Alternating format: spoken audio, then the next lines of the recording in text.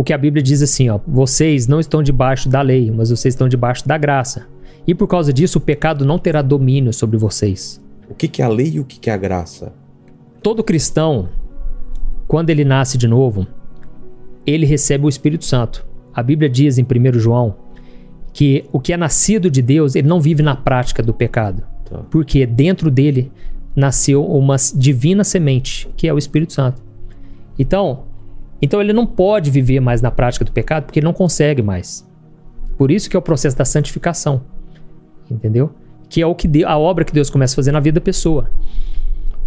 O que acontece? A pessoa que roubava não rouba mais, que furtava não furta mais, que mentia já não consegue mais mentir. Obviamente, em algum momento vai mentir. Pode acontecer e vai mentir. A gente não consegue viver o tempo todo sem pecar. Só que o pecado agora já não nos separa mais de Deus. Porque Jesus, ele ofereceu o sacrifício completo na cruz. Só que o que acontece? Se a pessoa ela insiste naquele pecado, ela pode se tornar escrava. Pode não, vai se tornar escrava. E Jesus falou, aquele que pratica o pecado se torna escravo dele. João capítulo 8. Mas se o Filho vos libertar, verdadeiramente sereis livres. O que acontece? Não é porque eu entreguei minha vida para Jesus que eu vou ser totalmente liberto. Não, eu vou ser liberto se a verdade me libertar. Se eu deixar Jesus governar minha vida. Se o Espírito Santo governar minha vida. E aí o que acontece? A gente confunde, porque a gente pensa, nossa, eu pequei, então quer dizer que eu não estou liberto? Não, você já está liberto. Tudo que você tem que fazer agora, crer no perdão de Deus, crer que Jesus já pagou pelo seu pecado e bola pra frente. Entendi. E não ficar se martirizando, porque o papel do diabo é o quê? Acusador. Ele é o acusador dos nossos irmãos. E forçar a pecar mais ainda, porque já pecou mesmo, né? Se você não crê na graça, você vai se apoiar na sua força. Entendeu? Entendi. Eu tenho que resolver, eu vou conseguir. E aí você se frustra mais ainda e você se afunda mais no pecado. Aí voltando a falar da lei. A Bíblia diz o seguinte, a força do pecado é a lei. Como assim? A Bíblia diz isso, a força do pecado é a lei. O que isso significa? Quanto mais lei, mais o pecado sobressai. Eu vou te dar um exemplo. Você não pode ficar olhando para tal lugar. Aí que você vai olhar, entendeu? Você vai pensar, nossa, eu não posso. Aí que você vai cair. Não posso pecar com o meu olhar. Aí que você vai olhar mesmo. Você vai se afundar, entendeu? Ou seja, a lei, como que surgiu a lei? Quando o homem, ele tinha pecado, né? Quando Adão e Eva pecaram, Deus falou, olha, agora vai ser do meu jeito que vocês vão se reconciliar comigo. O primeiro casal que pecou, Adão e Eva, eles cobriram com folha de figueira. Deus falou, não, folha de figueira, não aceito isso. Vai ser através do sangue de um animal. Deus sacrificou um animal e cobriu eles, para mostrar o seguinte, o sangue de animais vai cobrir vocês temporariamente. Por quê? Deus queria mostrar para eles que o salário do pecado é a morte. E é uma desobediência. E Deus já havia falado, no dia que vocês pecarem e comerem daquele fruto, vocês vão morrer. Para que nós não venhamos morrer, alguma coisa tem que morrer. Então, Deus criou esse método espiritual. O inimigo, engraçado que o inimigo, ele copia as coisas de Deus, né? Porque se você quiser aumentar o seu poder pro lado do diabo, de Satanás, você vai ter que sacrificar animais, galinha, bode. E não é assim? Então, o inimigo só copia o que Deus já faz, né? E Deus falou, agora vocês vão ter que sacrificar animais. Só que o ser humano, cada vez mais, eles não queriam, eles pensavam assim, ó, eu vou pecar e depois é só matar um cordeiro, matar um touro, matar um bode e tá tudo resolvido, entendeu? E aí, até mesmo quando Jesus veio aqui na Terra, o sistema religioso estava defasado desse jeito, entendeu? Comercializando, via que o pessoal que precisava do animal para sacrificar, colocava uma inflação absurda em cima daquilo, entendeu? Mas eu não negociando. Eu não entendi o lance da lei. Aí o que aconteceu? O povo vivia como ovelha desgarrada, né? E aí Deus levantou Moisés, libertou o povo, né, da escravidão ali no Egito, atravessaram o mar e aquele povo, praticamente 2 milhões de pessoas, estavam ali no deserto. Aquele povo sem lei nenhuma, né? E Deus então deu os mandamentos para Moisés.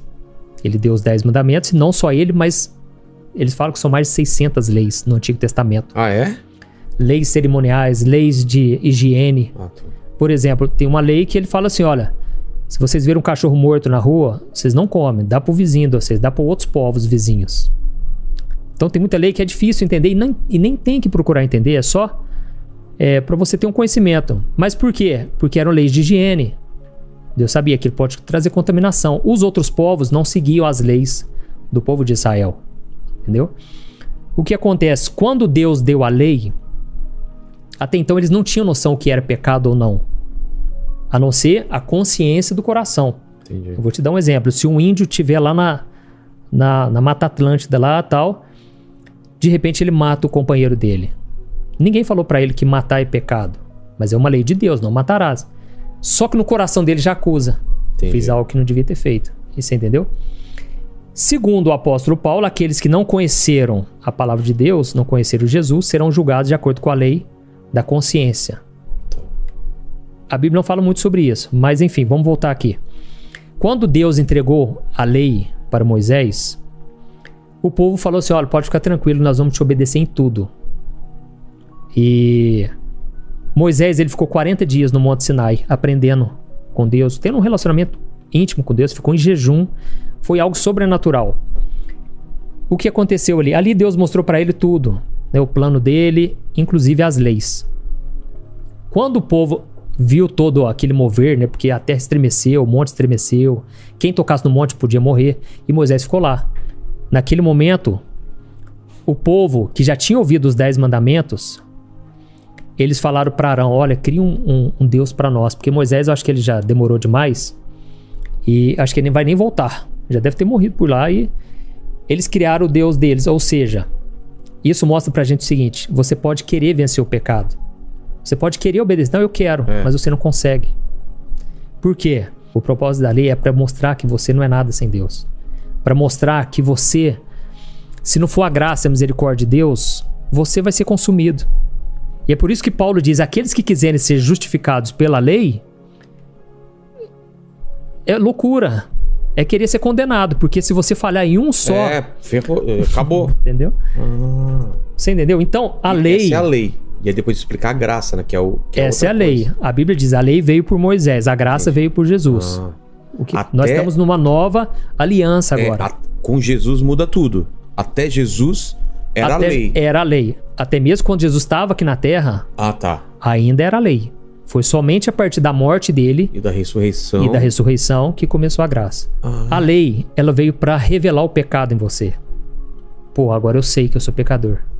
Porque a Bíblia diz que eu sou. Até então eu não tinha conhecimento. Honrar pai e mãe, não matarás. Não furtarás, né? Ama o teu próximo e... Coisas que a gente sabe que é correto, mas a gente tá sempre transgredindo a lei. A gente tá sempre falhando nela, entendeu? Então o propósito dela é você chegar à conclusão, eu preciso de um salvador, cara. Eu preciso de que Deus me salve, porque eu por mim mesmo não consigo. E eu vou te dar um exemplo no Novo Testamento. Certa vez Jesus estava com as criancinhas, e ele pegou elas no colo e tratava muito bem, né, cara? Jesus deu atenção para as mulheres, para as crianças. E os discípulos falaram, Jesus, deixa essas crianças para lá, né? Foca aqui no que você está ensinando para nós. E ele falou, não, deixa vir as minhas criancinhas, o reino de Deus pertence a elas. Na mesma hora, veio um moço muito rico, que ele era estudioso dos religiosos. Tudo indica que ele era estudioso, estudou com os religiosos, os fariseus, né, os rabinos e tal.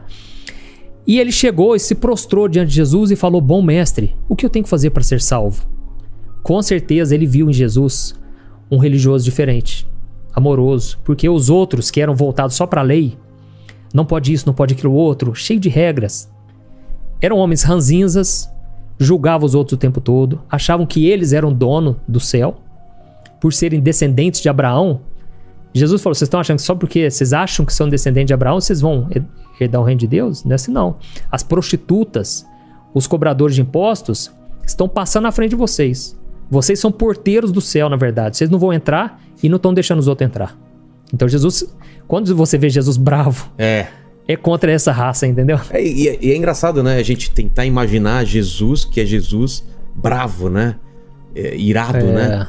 Que ele estava como humano também aqui, né? Não é? A Bíblia diz lá em Isaías que Jesus, ele veio como... A boca dele era como uma espada afiada. Inclusive, eu não me lembro qual capítulo de Isaías, mas diz que até mesmo ele se frustrou muitas vezes. Quem? Jesus? Por ter proferido algumas coisas? Porque não via resultado muitas vezes. Ah, é? É. Na terra dele ele não operou milagres. Os fariseus, ele queria que eles se convertessem de verdade. Não se convertia, cara. Pelo contrário, entregaram ele. Então, e Jesus... não era Deus que falava assim, converte. E o cara... Não, era Deus pelo convencimento, né? Exatamente. E aí esse jovem, ele chegou para Jesus, bom mestre, o que eu tenho que fazer para ser salvo? Na hora Jesus falou, não, bom é Deus. Jesus já quis tirar essa ideia dele de... Como se diz? Ele tinha a ideia, tipo assim, existem pessoas boas. Eu estou buscando ser uma pessoa boa. Jesus quis tirar essa imagem dele. Você não tem que buscar ser uma pessoa boa. Você tem que buscar andar com Jesus. Ele vai te tornar bom. Se hoje eu ajudo as pessoas e eu tenho essa motivação todos os dias, é porque Jesus me capacitou para isso. Ele coloca esse amor, sabe? Porque senão eu seria egoísta como todo ser humano é, por natureza. O que aconteceu? E Jesus falou assim, não, só Deus é bom. Aí Jesus falou, você quer saber como herdar a salvação? Obedeça os meus mandamentos. Na hora ele falou, graças a Deus, né? Ele pensou, né? E ele falou, Jesus, desde a minha adolescência eu sigo os mandamentos. E Jesus falou, olha que bom, cara, só falta uma coisa pra você. Vende o que você tem e dá pros pobres e você vai ter um tesouro no céu. Putz. Jesus, a Bíblia diz que na hora ele virou as costas pra Jesus muito triste, porque ele era dono de muitas propriedades. Quando os discípulos viram isso, eles tomaram um susto. Porque eles pensaram, esse cara seguiu fielmente os mandamentos. E Jesus disse o seguinte pra eles, olha, é mais fácil passar um camelo no fundo de uma agulha do que um rico entrar no reino de Deus. E aí Pedro falou assim, Jesus, mas então quem pode ser salvo?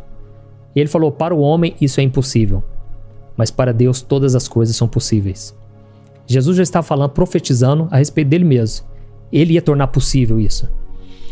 Então o que acontece? Aonde foi que ele errou?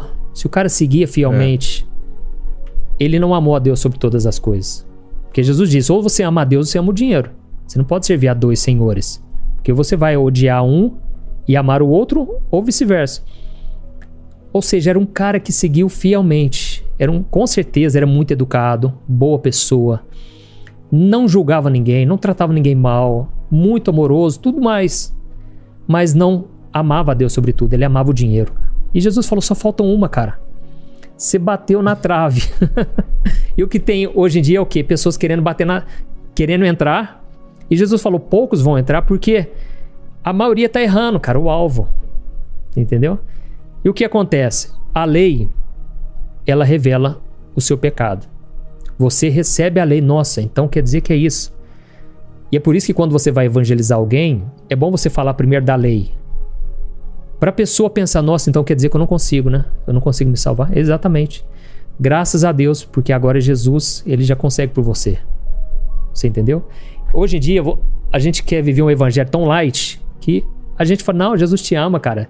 Que isso? Deus te perdoa. Só que não fala do que Jesus veio fazer na cruz, cara. Não foi barato o que ele fez. Entendeu? Para você ter noção, todo pecado gera morte. E todo ano o sacerdote tinha que ir lá sacrificar animais. E era cansativo, era desgastante.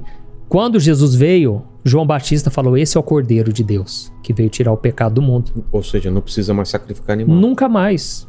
Não tem mais sacrifício que possa ser feito. Se você pecou e foi da pior forma e já conhece a palavra, o sangue de Jesus ele te perdoou. Agora você não precisa ficar nem se lamentando mais. Por quê? Você só tem que tomar posse, eu sou perdoado. Você tem que agradecer o que ele fez por você. Então é diferente, até quando você pede perdão, é com a consciência de que você já está perdoado. Entendi. Porque a Bíblia diz em Hebreus que ele aperfeiçoou para sempre, através do seu sacrifício, a obra de Deus na nossa vida. Então, nós estamos nesse processo de santificação, mas nós já somos salvos, nós já somos perdoados, abençoados. Nós já temos o melhor de Deus, entendeu? O melhor de Deus não vai vir, ele já veio, entendeu? E aí o que acontece? Hoje você vê nas igrejas o quê? Pessoas deprimidas, com medo de serem castigadas, nunca acham que podem entrar na presença de Deus, assim, confiantes, sendo que a Bíblia diz agora nós podemos entrar com confiança no Santo dos Santos. que era um acesso só do sacerdote lá. E quem não era podia ser alvejado. Alvejado, Agora, qualquer pessoa, cara. Por exemplo, a gente faz uma oração para a pessoa crer em Jesus, receber Jesus. Nem uso a palavra muito aceitar Jesus. Dá a impressão que ela tá fazendo um favor. Jesus tá te fazendo um favor. Aceitar. Hoje eu vou te aceitar, vai, tá bom. Não, eu vou receber a graça, né? Inclusive, tudo que você vai ver no Novo Testamento fala sobre receber. Quando eu falo da lei, a lei também representa o seguinte, o esforço humano. É o esforço de querer ser abençoado por Deus. Eu vou te dar um exemplo. Tem muitas pessoas que pensam o seguinte, se eu deixar de dar o dízimo, Deus não vai me abençoar. O dízimo é um exemplo claro da lei do Antigo Testamento. Quem não dava o dízimo, realmente, vinha um devorador e a pessoa sofria as maldições. Quem não obedecia, lá em Deuteronômio 28 fala, quem não obedecer vai sofrer castigo, vai se castigar. Quem obedecer vai comer do melhor dessa terra. Na nova aliança, não. Você não vai ser amaldiçoado mais. Você já está em Cristo. A Bíblia diz que já não existe mais condenação para aqueles que estão em Cristo. Entendeu? O que vai acontecer é o seguinte, então quer dizer que eu posso pecar e viver a vida do meu jeito? Primeiramente, se você nasceu de novo, você quer agradar a Deus. Você quer estar na presença dele. Paulo falou, a minha carne quer fazer o que é desagradável a Deus, quer fazer o que é pecado, mas o meu espírito, eu quero agradar a Deus. E ele fala, miserável homem que sou, quem pode me libertar desse corpo de morte? Mas ele finaliza dizendo, mas graças a Deus, por meio de Jesus Cristo, que entregou a sua vida por nós. Então, esse foi no capítulo 7, que ele fala o tempo todo sobre a carne. Gente, como é difícil vencer o pecado. Como é difícil, o bem que eu quero fazer eu não faço, o mal eu estou sempre fazendo. Mas no capítulo 8, ele explica que agora nós não somos mais dominados pela carne. Você pode falhar. Se você pecar, a Bíblia diz, temos um advogado, um intercessor diante de Deus. Está sempre intercedendo por nós. Ou seja, você sempre vai ter o perdão. Porque o que ele fez foi perfeito, está consumado, não tem mais o que ser feito. E aí, hoje você vai lutar contra esse pecado. Só que não na sua força, você vai lutar porque todo dia você quer, a sua carne deseja. E Deus, a Bíblia diz, né, 2 Coríntios 5,17, aqueles que agora estão em Cristo são nova criatura. As coisas antigas já se passaram, tudo se fez novo. Tudo se fez novo significa o quê? Espiritualmente. Mas as suas emoções que você viveu no passado, as suas experiências, não vai vir um apagão na sua mente. Ou seja, a pessoa que se envolveu muito no pecado quando era do mundo, provavelmente ela vai viver uma batalha maior depois de novo convertido. Não quer dizer que agora virei o santo e não vou desejar mais aquilo. Não, às vezes vai vir. E o diabo vai fazer questão de trazer à tona quem ele era. Só que a capacitação de Deus também, Deus garante a parte dele. Então você falou da lei e da graça. A graça vem por Jesus. Veio por Jesus. Ou seja, você não é salvo pelas suas obras. Você não tem que fazer algo para ser aceito por Deus. Você já é aceito. Então tudo agora é pela fé. A Bíblia diz, o meu justo viverá pela fé. Lá em Ezequiel 36, o versículo 26, Deus profetizou. Ele falou, vai chegar um dia que eu vou tirar o coração de pedra e eu vou dar um coração de carne. E eu vou fazer com que os meus filhos andem nos meus caminhos. Porque eu vou colocar a lei no coração deles e eu vou dar um novo espírito para eles. Ou seja, a lei, ela te revela o pecado, mas ela não te dá força para vencer o pecado. Mas o Espírito Santo, ele te capacita. Entendeu? Entendi. Então, Paulo diz, nós somos ministros de uma nova aliança. Não da letra, porque a letra mata. Mas do Espírito, porque o Espírito vivifica. Ele não tá, aí as pessoas interpretam errado. Elas pensam, então quer dizer que eu não posso estudar muito, né? Porque a letra mata, eu vou ficar frio espiritualmente. Não, quanto mais você estudar com o coração aberto, pedindo para Deus falar com você, mais você vai se aproximar de Deus. Mas ele estava dizendo o seguinte, a letra mata. Só saber das leis vai simplesmente ser a sua sentença, cara. Quando Jesus, eu vou te dar um exemplo. Quando Jesus veio e ele trouxe o Sermão da Montanha, ele subiu lá no Sermão da Montanha, e Mateus capítulo 5, 6 e 7. E ele conta, olha, se alguém, antigamente vocês ouviram falar, né, olho por olho, dente por dente. Agora se alguém te fizer um mal, perdoa essa pessoa. Ore por aqueles que vos perseguem. Abençoe. Quando alguém fala mal de você, fale bem dela. Abençoe aqueles que vos maldizem. Na verdade, se a pessoa não chegar com essa ótica que eu tô te falando, ela tá lendo a sentença de morte dela, cara. Porque ninguém consegue viver aquilo. Ele falou, sejam perfeitos como o Pai de vocês é perfeito. Sejam misericordiosos, assim como Deus tem misericórdia de vocês. Se você só lê isso, sem entender o que Jesus fez por você, você vai achar bonito, vai querer seguir e não vai conseguir. É por isso que um monte de gente não consegue perdoar, porque ainda está tentando do jeito dela. A pessoa precisa do Espírito Santo. Quando Jesus, ele morreu... Não é fácil, né? Perdoar e fazer outras coisas não é fácil de jeito nenhum. Sem a graça, cara. Entendi. Então a Bíblia diz que a graça nos ensina a viver uma vida piedosa, santa e justa diante de Deus. Ela nos capacita. E é por isso que hoje eu olho para a minha vida e eu penso, nossa, olha o que foi a graça na minha vida. Porque hoje eu sou a pessoa que eu jamais conseguiria ser por mim mesmo. Eu faço coisas que eu jamais conseguiria fazer por mim mesmo. Cara, eu não gostava de trabalhar. Hoje eu acordo 5 horas da manhã, já ligo o meu computador, já quero gravar uma mensagem, eu já quero abençoar os outros. Eu faço tudo, né, o processo no YouTube. Eu faço as capas, faz tudo? Faço o título, só não edito mais. Antes eu editava. Agora tem um moço que me ajuda. Eu faço coisas que eu jamais conseguiria fazer. Eu estou conseguindo cumprir a vontade de Deus, viver o chamado que Ele tem para mim, mas se fosse por mim mesmo eu jamais conseguiria, entendeu? Então eu simplesmente oro e peço, Deus, tem dia que eu penso, eu não vou dar conta. E Deus me capacita, entendeu? Entendi. Agora, se eu quiser seguir esse chamado sozinho, por risco e conta própria, eu vou cair, eu não vou dar conta. Quanto mais eu pensar, eu não posso pecar, eu tenho que dar um bom testemunho. Aí que eu vou dar um escândalo, entendeu? Então, quem quiser se apoiar na lei, vai morrer, porque Jesus falou, olha, se vocês não crerem que eu sou o enviado de Deus, vocês vão morrer nos seus pecados. Pode ser a pessoa mais boa do mundo. Se pecou uma vez só, já não tem salvação. Mas ao mesmo tempo, o criminoso na cruz. No último segundo. Fez tudo errado. Quem garante que depois que ele se ele tivesse a oportunidade de descer da cruz, quem garante que ele ia conseguir mudar de vida? Mas só o fato dele falar, Jesus, eu creio, o Senhor é o enviado de Deus. Nós estamos aqui na cruz porque a gente pagou. A gente está pagando o que a gente fez. Você não. Você não tem pecado. E ele falou, lembra de mim quando você entrar no reino de Deus. No paraíso. E ele falou, hoje mesmo você vai estar comigo. Então ali Jesus estava mostrando que qualquer pessoa pode ser aceita por Deus. Essa é a boa notícia. Porque se não fosse isso, seria uma notícia ruim, cara. É claro. Entendeu? Eu tenho que fazer para merecer.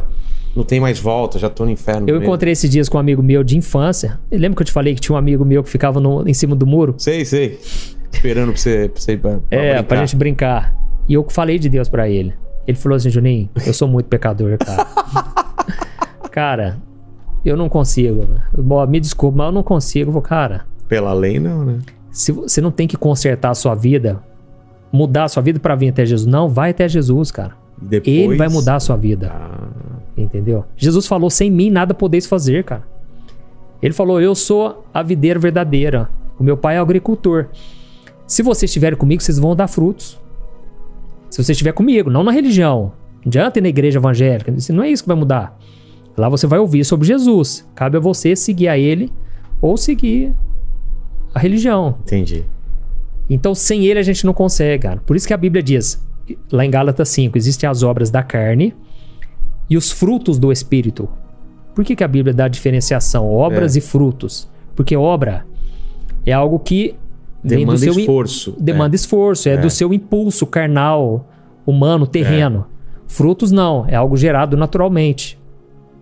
É por isso que o cara era sem educação pra caramba, tratava a esposa super mal. E converteu, cara. O cara realmente teve um encontro, virou outra pessoa.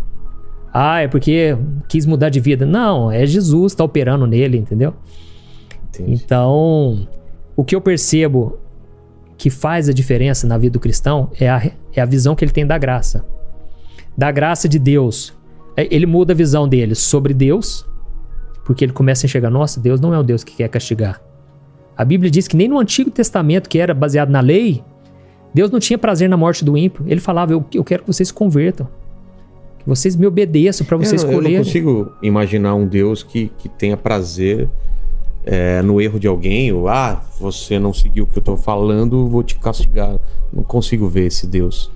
Porque esse Deus é vendido às vezes, né? Exatamente. Nossa, então, que um Deus que é bom pode querer castigar. E por que acontece das pessoas estarem felizes, mesmo tendo Jesus?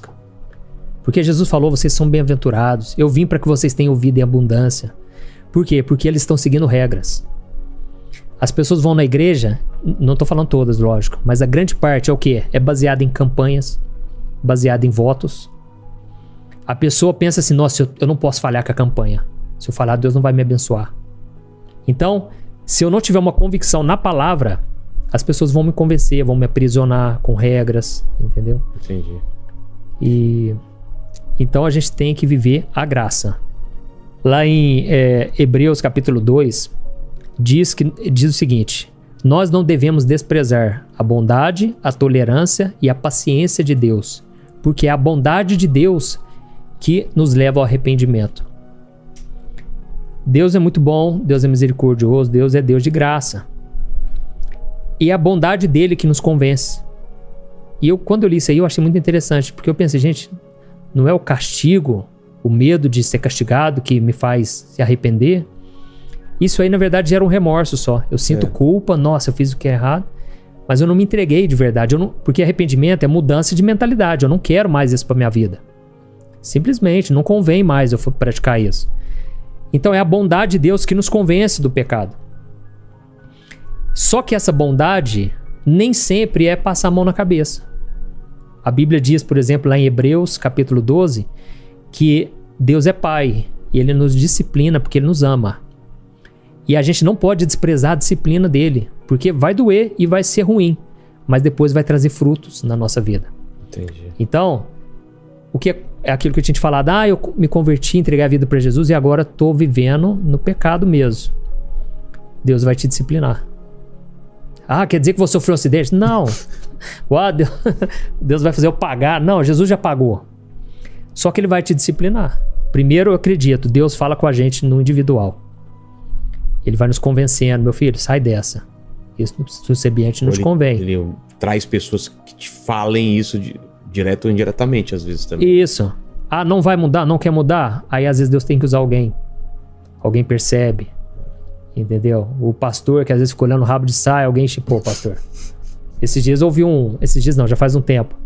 De um cara, filho da pastora da igreja, frequentando motel. Motel não, prostíbulo. Sim. É mais comum do que a gente imagina. Quem quiser viver baseado, tipo, não posso fazer isso, vai fazer. Meu amigo, aí que a pessoa ela não vai ter força para vencer. Entendi.